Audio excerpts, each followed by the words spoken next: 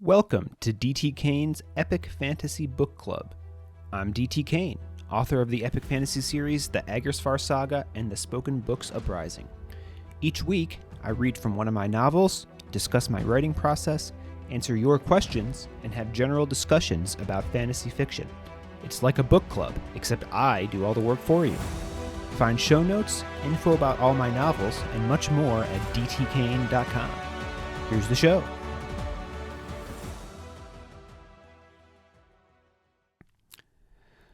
Hello there, DT crew. Good to be back with all of you.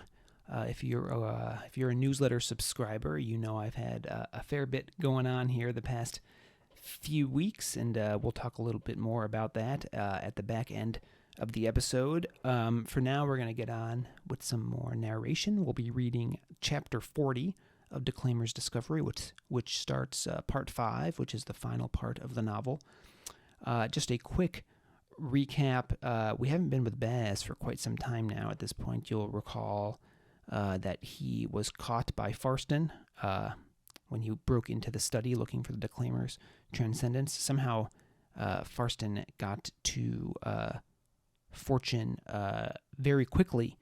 Remember, Baz took the Iron Dragon, which is a train, to get to Fortune like a week ahead of Farston and Deliritous, but somehow Farston was also there in Fortune to capture Baz. So, and then we switched perspective to Deliritous for several chapters, and Deliritous gave his speech at the opening of the Congress, where he voiced some support for giving some rights to speakers, and then Farston had Baz paraded out and announced Baz had broken into his study and accused Deliritous of being a conspirator with the warriors. And so Deliritous has now also been thrown in prison, and you'll recall previously that Rox was also arrested right when they got to Fortune. So now all three of kind of our main core of characters have been captured by Farston and his cronies. So that's where we're picking up now in Chapter 40, down in the dungeons beneath Liamina Library. And keep in mind, too, that as far as Deliritous can tell, Farston was with him the entire time they were traveling to Fortune. So the fact that Farston is the one who captured Baz is going to come as a surprise to him. So just another little tidbit there to keep in mind. So, okay, without further ado, here is Chapter 40 of Declaimer's Discovery, and then we will talk for a few minutes afterward.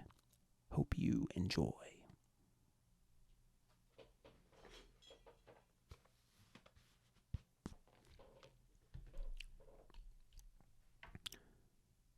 Part 5, Chapter 40.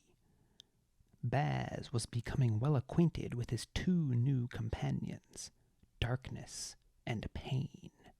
This was the eighth day since he'd been imprisoned, and before they'd paraded him out to that theater carved into the cliffs, he'd nearly forgotten what the outside world was like. The conservators in Farston's employ had very creative ways in which to get people to talk. Baz had witnessed a number of torturings, as they seemed to be one of the reader's favorite pastimes in erstwhile, but erstwhile's vicars had a thing or three to learn from Fortune's. Just thinking about it sent Baz's body into nearly uncontrollable shakes. He wrapped his arms about himself, each finger either tingling or numb. Each one had been sliced nearly off multiple times, then healed so the process could be repeated. The conservators had varied methods, saws, knives, hammers, though all had been carried out with a methodical horror, so slow the anticipation had been nearly as bad as the mutilation itself, and healing could only do so much for such repeated maiming. Baz had no feeling at all in the tips of several fingers. Had he talked? Oh, yes. If anything, Farston had given Baz far too much credit up there in the main neck, implying he'd resisted the questioning. He'd started off cursing and spitting, of course, but as soon as they'd begun sawing at his first finger, he'd begun to sing louder than a whole chorus of retirees. he'd admitted to completing the trials for Deliritous, meeting a group of Cityless at Tome, agreeing to search for the Declaimer's transcendence. He'd been able to hide some things, but only because the vicars hadn't known all the right questions to ask. He'd said nothing about Undertome, the vicars seeming to assume the Cityless he'd met had been one of the bands known to camp around the ruins of the once grand capital. But besides that blind spot, they'd seemed to know all about his experience at the trials already, no doubt having been briefed by Farston, though it was still a mystery to Baz how Farston had learned all the details. Far worse had been the questions they'd asked to which Baz hadn't known the answers. They'd seemed obsessed with, of all things, Duke Octagonal. They'd had laundry lists of questions.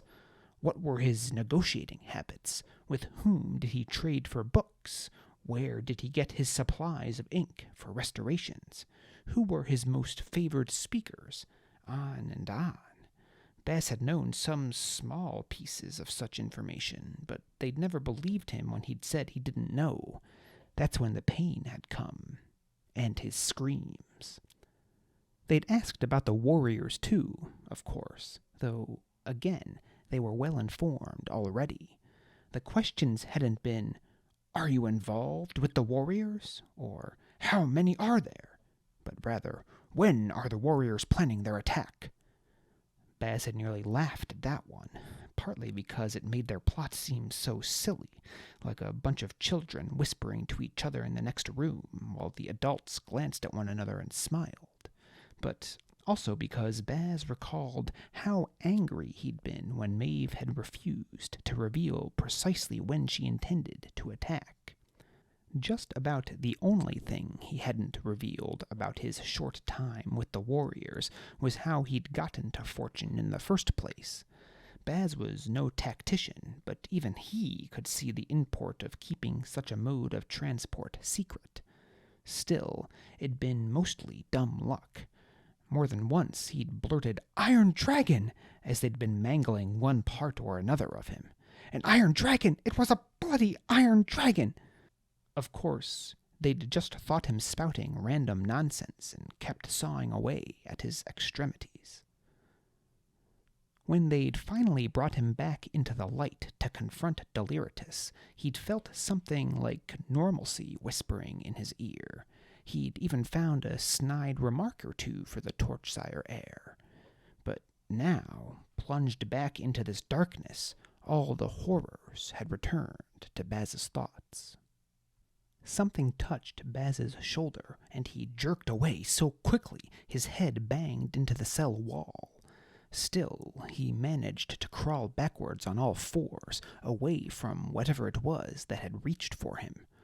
"I am sorry, Bastion," came a deep voice from the darkness. "You were shaking. Are you all right?" "All right?" Baz could hardly believe the voice was his own as it escaped his lips, crackling like old parchment across a floor of broken glass. Then again, maybe it wasn't his own. Maybe the voices in his head had finally overtaken him. They seemed to come and go as they pleased now, as if his mind was a parlor and they came to enjoy it at their leisure. "All right," he repeated. "Do I look all right to you, Rox?" The big man probably deserved a bit better than that, but Baz was hardly in a charitable state of mind. When the giant had shown up in his cell the day prior, Baz had been close to a complete mental collapse. It'd taken him over an hour just to reaccustom his mind to speaking in any tone other than a plea for mercy or a cry of agony, and the whole time Rox had been the picture of patience. He'd even held Baz down once while he was overtaken by a random seizure. Those seemed to happen at least once a day now. Not really surprising, given how they'd bashed his head like an inflated goat splatter on feast day. Truth. Don't give me your enigma. Huh? What's all this ruckus? Wonderful. Bad enough Baz had to deal with a maternal harbor. Now Deliritus had finally woken up. The Torchsire heir had collapsed after Farston announced his sentence, though Baz could hardly blame him for that. From what he'd heard, the wheel was worse even than the torture to which he'd been submitted. But Baz didn't even want to speak with Rox, and the big man spoke words like a miser spent gilts. Deliritus could never keep the hole in his face shut. "Where am I? Where? Rox? Is that you?" Despite his best efforts to squeeze them away, tears leaked from both Baz's eyes at once. Stupid. What did he care? It was just... Deliritus's voice was so full of relief, and even the barest hint of such emotion in this place was like cold water on parched lips. It also brought to mind how the Torchsire heir had sounded when he'd seen Baz being dragged down the Maynecks stairs. Baz rubbed another drop of moisture from his eye. "It is me, little Del. You are safe now, as long as I draw breath." Deliritus's chuckle sounded more like a groan. "Don't make promises you can't keep, Rox." "I never do, little Del." "I suppose I ought to tell you," Deliritus said. "Bastion is alive. He's responsible for getting me into this bind. You know what, Rox? I actually took some of your advice about speaking the truth. I got up in front of all those readers, some of the most influential people in all of oration, and I spoke like a subversive little prog. I actually suggested that perhaps the Galfet speakers had possessed some legitimate grounds for what they did, that it was justified. Can you believe it? And then they drag Bastion out into the Mayneck, bloodied and broken for all the city to see. And you know what Farston says? You know what he says, Rox? He says Bastion was arrested for attempting to rob Liam in a library. That little cuss! Rotten maggot! I was actually thinking of him as I spoke some of those words, actually feeling a bit sorry for him, after everything I put him through with Yeltax and ignoring him all those years, then acting as if I didn't appreciate what he did at the trials. And this is what he does. They ought to murder every speaker everywhere. Can't trust the lot of him. If I was Little Del, Bastion is here. Duke of Torchsire Library, Bastion is here? Baz wiped snot from his nose with the back of his hand. At least Deliritus couldn't see him crying. "Hey there, reader of mine. You little..." There was a scuffling from the other side of the cell. "Rox, you let go of me, you big lout. I command you to release me." Baz closed his now burning eyes, well, the one that wasn't swollen shut anyway, and rested his head against the cold cell wall. They'd knocked one of his teeth out and not bothered to heal it, and his tongue now played across the empty socket almost out of habit. After everything he'd been through, a physical assault from Deliritus would feel like a massage. Eventually, Deliritus's struggles subsided into panting curses, and Baz cracked his good eye open. The cell was so dark that the Torchsire heir appeared as just a small blob next to a much larger one. "What?" Deliritus said through gulps of air.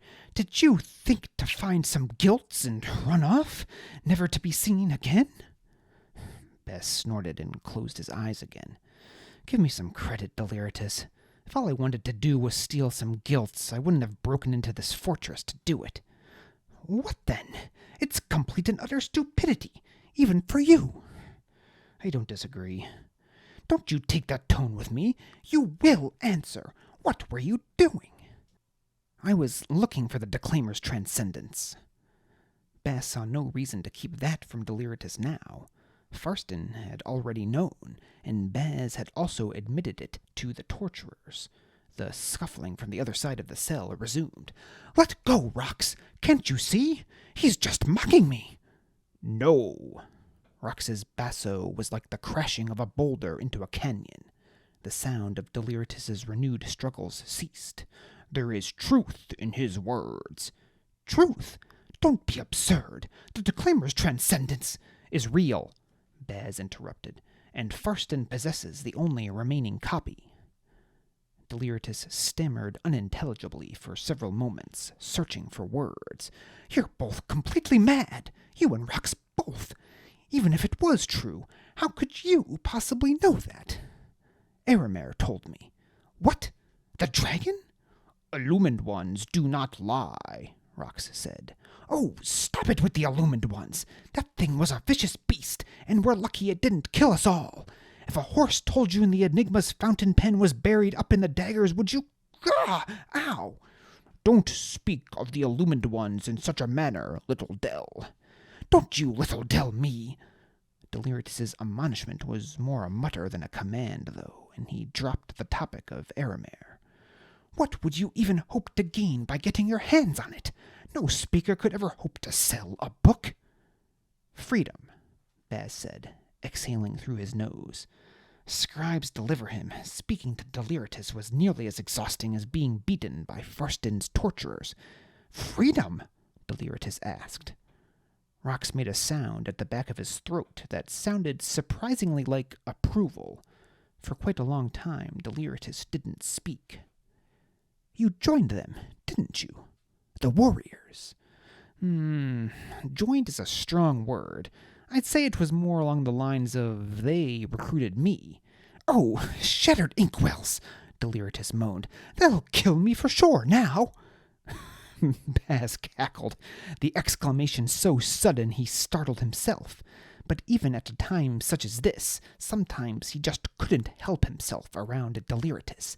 He could be apathetic to the point of lunacy. "Why, Bastian? Has it really been so terrible, being my speaker?"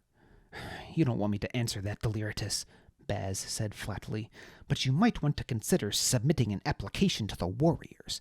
Neither of us have anything left in erstwhile now.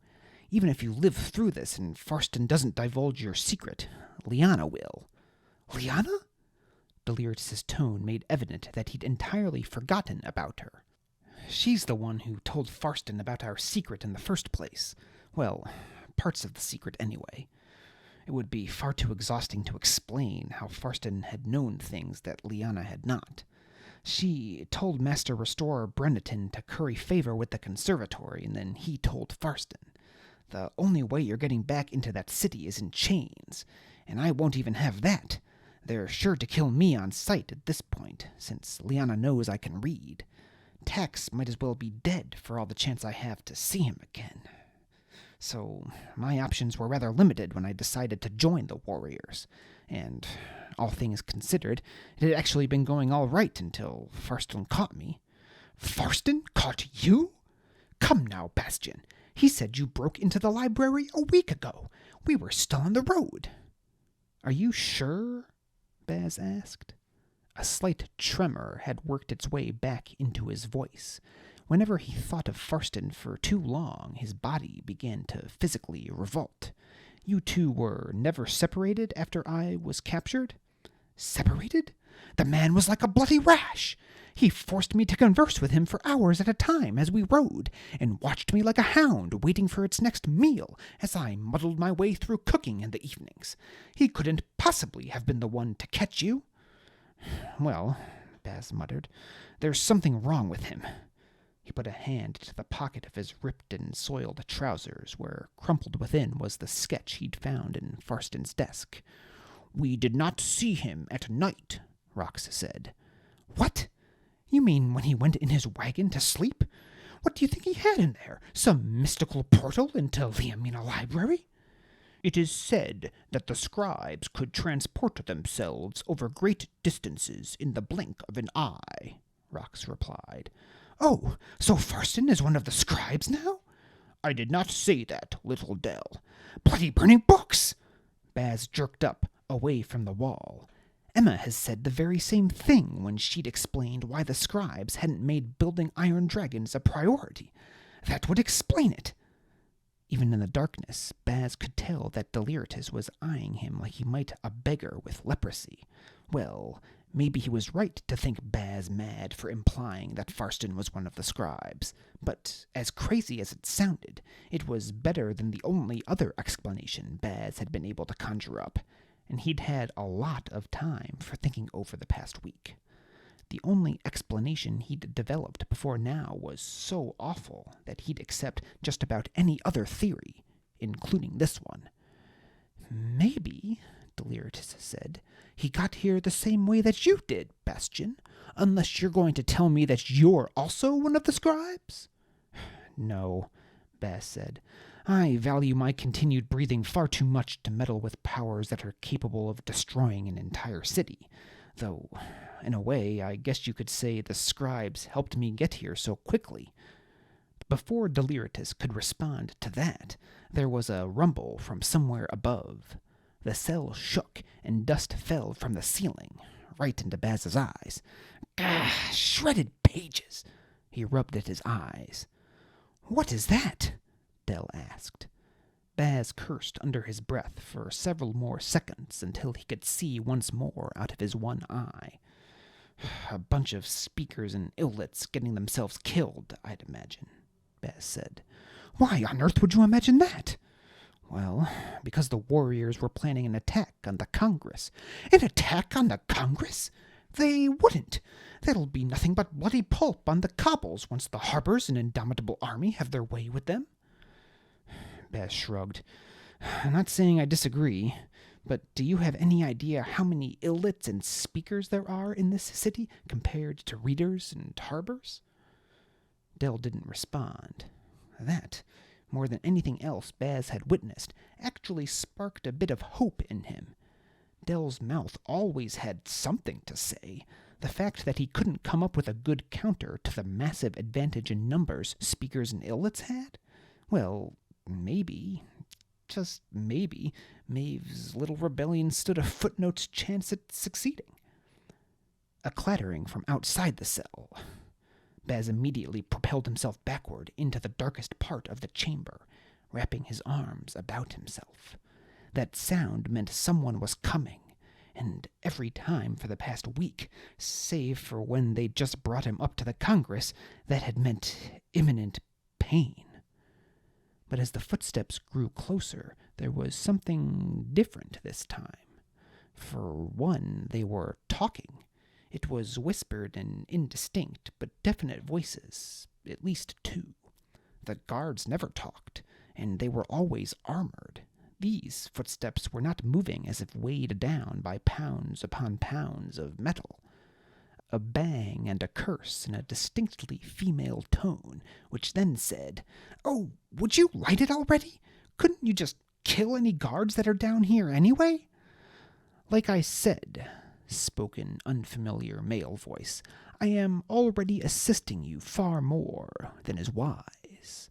I certainly won't kill unless absolutely necessary." There was nothing particularly malicious about the man's tone, but the way he spoke of killing sent a shiver through Baz, as if it were some disfavored chore rather than a heinous act. A faint whoosh of oxygen being consumed was accompanied by orange light that blinded Baz. He threw an arm over his eyes, simultaneously attempting to shield his sight from the sudden explosion of brightness, while also trying to see who it was approaching. But between his one useless eye and the grit he'd just gotten in the other, he could make out little more than a pair of blurred shapes approaching their cell door. But beside Baz, Deliritous gasped. "You?" the Torchsire heir exclaimed. "What are you doing here?"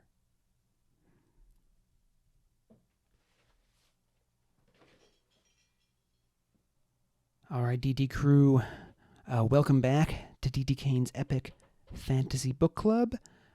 Today is July 3rd, 2023, as I record this, which is episode number 39 of Season 2 of the podcast, and episode number 66 overall. I hope you enjoyed Chapter 40 there, as Baz, Rox, and Deliritous get reacquainted with one another. Obviously, Deliritous is a bit incensed at Baz. Remember, Deliritous kind of went out on a limb there, speaking in favor of some speakers' rights, and then it turned out that Baz had been breaking into Farston's study, which obviously made at least in Deliritous' mind anyway, all of the good things he'd said about speakers backfire, and now he's been imprisoned and sentenced to death, and blames Baz for that. And then at the end of the chapter, we see a woman and a man are approaching the cell. It's a man that apparently a woman Baz is familiar with, probably relatively easy for you to guess who that is, or I guess probably there's two candidates for who that might be. And then the man is someone Deliritous apparently knows, but Baz does not. And we are left in suspense over who it might be. So put your thinking caps on and, see if you can figure out who these two individuals are, and we will find out next week as we read chapter 41 of Declaimer's Discovery. As for my personal update this week, I know I kind of broke a promise to all of you. I was supposed to release an episode last week, but just had way too much going on. Had my 10-year wedding anniversary vacation with my wife. We were visiting some friends in Cleveland, Ohio, where we used to live. I think it's changing. But I still think Cleveland has kind of a bad rap outside of the Midwest or outside of Ohio. But I think it's a great city with great restaurants and plenty to do. A nice downtown area. So definitely go and check Cleveland out sometime. You can go to the Rock and Roll Hall of Fame, catch a baseball game or a basketball game or a football game, depending on the time of year. I think they have a minor league hockey team as well. So they got all your major sports covered anyway. And then we also went to Michigan for a few days and spent some time at a lake house that one of our friends owns. So it was a good time away. But as soon as we got back, my wife had some more job interviews, and then she actually got an amazing job offer, which she has accepted, which is great. She is a professor and was looking for kind of a longer-term role at a university, and she got one, which, again, we are very excited about. But it also means that over the course of the next 2 months, we are going to be selling our current house, and we had to find a new one, and we had to move.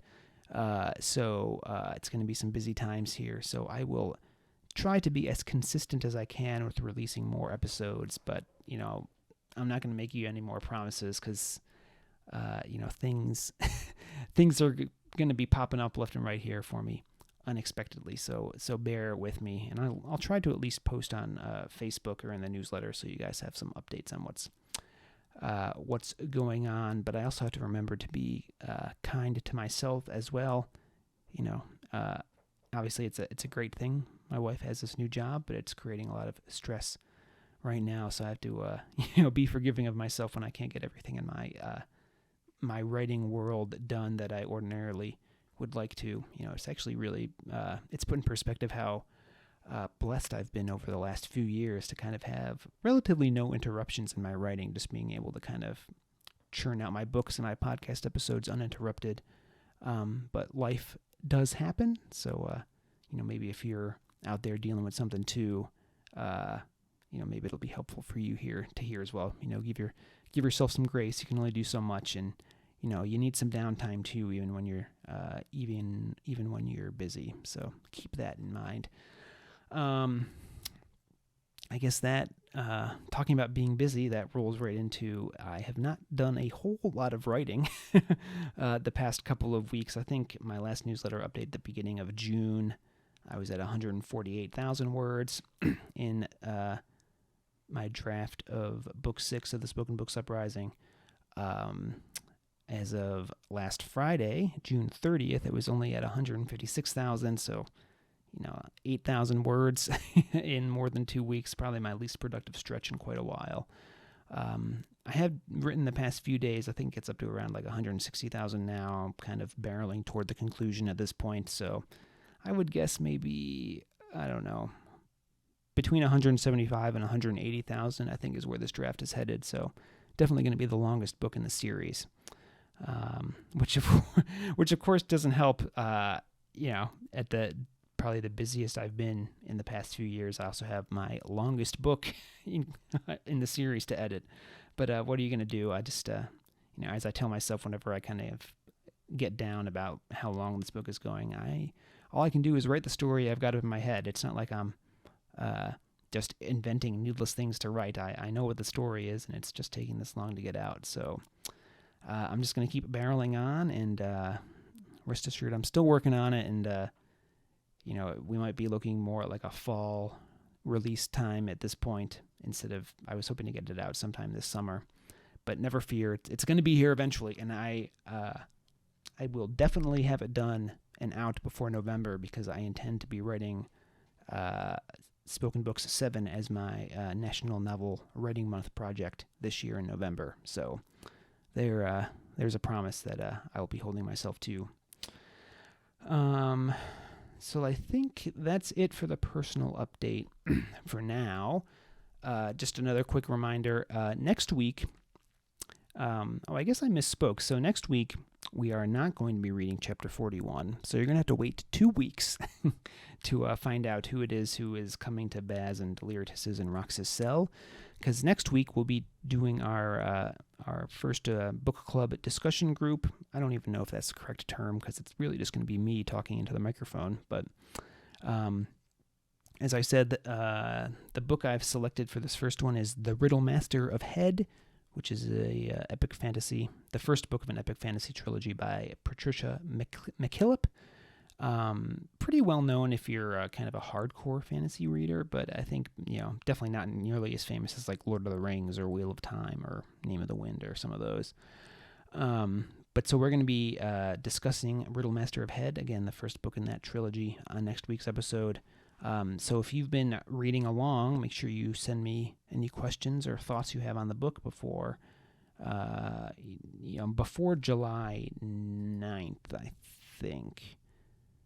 Yeah, so by July 8th, you need to send them to me, because I'll be recording it on July 9th, and the episode will be coming out on July 10th. Interested to see what folks think of this. If I get some interest from it, we'll pick out another book and we'll read that, and then I'll discuss it on the podcast again in a month or two. So stay tuned for that next week. A little something different. I'm definitely going to keep doing my narration, but I thought we'd try something a little different as well occasionally. Also, just a quick note, the website FeedSpot has labeled D.T. Kane's Epic Fantasy Book Club as a top 50 podcast in the sci-fi and fantasy books category. So that's kind of cool. I'm not entirely clear how they figured that out. Maybe it's just downloads or something.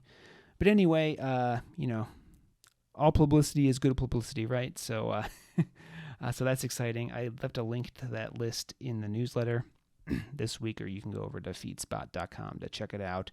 There's lots of other awesome podcasts on that list as well that you can check out. I think the Legendarium is on there.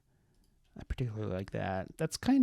They do kind of like what we're going to be doing next week with Riddle Master of Head. Yeah, the Legendarium is number 5 on that list. Basically, they read books, fantasy books, and then discuss their thoughts about them. So check that out, and some of the other podcasts on there as well. And then that just leaves us with our quote of the week for this week. Nice short one. Truth needs no apology. And that is from Riddle Master of Head. As I was, obviously I've been reading Riddle Master of Head because I'm preparing for the upcoming show where we're going to be discussing it. This quote kind of jumped out at me for several reasons. I think there's a lot packed into these 4 words. And I don't know, maybe some of you won't agree with my analysis of this. I would love to hear your thoughts about it. On the one hand, I think this is an absolute statement that, if you look at it from one angle, it should be indisputable. One needn't look further than free speech laws in the United States and many other countries, or the lack of such laws in others, to understand why. If people aren't at liberty to both learn and speak their minds, it becomes much easier for those in power to abuse their positions. I think we've probably talked about that before in this segment. When you can only say what Big Brother approves, freedom quickly becomes an illusion. And this is a theme in my own spoken books series, of course, where the wealthy few maintain power by withholding the ability to read from the rest of society. But while hiding the truth or twisting it to one's advantage are obvious abuses, what actually constitutes, quote, the truth is not always clear. In civil and criminal trials, a jury is tasked with determining what happened in any given case. But viewpoints of both the witnesses and the jurors always differ. Memories are fickle, and humans have innate biases. Two honest people may tell entirely different versions of the same event, each of which is genuine in their own minds. This is why, for example, so many lawsuits settle before trial. The truth may be absolute, but determining it is difficult, and predicting it with a randomly selected group of people will decide nearly impossible. Or I guess I should have said, predicting what a randomly selected group of people will decide is nearly impossible. So let me leave you with this to consider. Should one always tell the truth? As an isolated question, I think few would disagree. But what about when the truth is hurtful or even harmful to another? Or consider a slightly different question. Should one always speak with tact? Again, I think at first few would disagree, but one can't always speak both tactfully and truthfully. So riddle me this, DT crew. Is it true that the truth needs no apology? So there you go. Again, that quote is from Riddlemaster of Head. It's got a lot of gems like that in there, a few of which we'll be discussing next week. So again, if you like this kind of thing, I don't know, the whole podcast episode next week may just turn into like one long quote of the week monologue. I don't know. I don't think it'll be quite like that. I'll go over some basic plot stuff and things I like about character development. But I guess especially if you like my quote of the week corner here, I would suggest you tune into my episode next week where we'll be discussing Riddlemaster of Head by Patricia McKillop. And obviously, it will probably be most effective if you read it before the July 10th podcast drops. So consider picking up a copy. There's a link to pick up a copy in my newsletter. Of course, that's an affiliate link. Buying from there helps support the show. So consider that if you are a newsletter subscriber. Or just get it wherever. I'd rather you just read it one way or another, and then you can enjoy the discussion next week. So that is all for today. We'll be doing our read-along next week, continuing the narration in 2 weeks. Of course, my move preparations permitting. So until either next week or the next time I get an episode out, this has been DT Kane's Epic Fantasy Book Club. Thanks for listening to DT Kane's Epic Fantasy Book Club. If you liked today's episode, please consider rating and reviewing wherever you listen to podcasts. If you're watching on YouTube, give this video a thumbs up if you liked it, and hit that subscribe button and the bell so you get notified whenever new episodes become available. If you'd like to listen to back episodes or review the show notes, visit dtkane.com/podcast. DT Kane's novels are available for purchase at most major online retailers, or you can purchase directly from his website at www.dtkane.com/books. You can receive a free short story and sign up for DT Kane's mailing list at dtkane.com/email-signup. If you'd like to connect, you can find DT Kane on Facebook at DT Kane Author or Twitter at DT Kane Author, or send DT Kane an email at dtkane@dtkane.com. See you next week.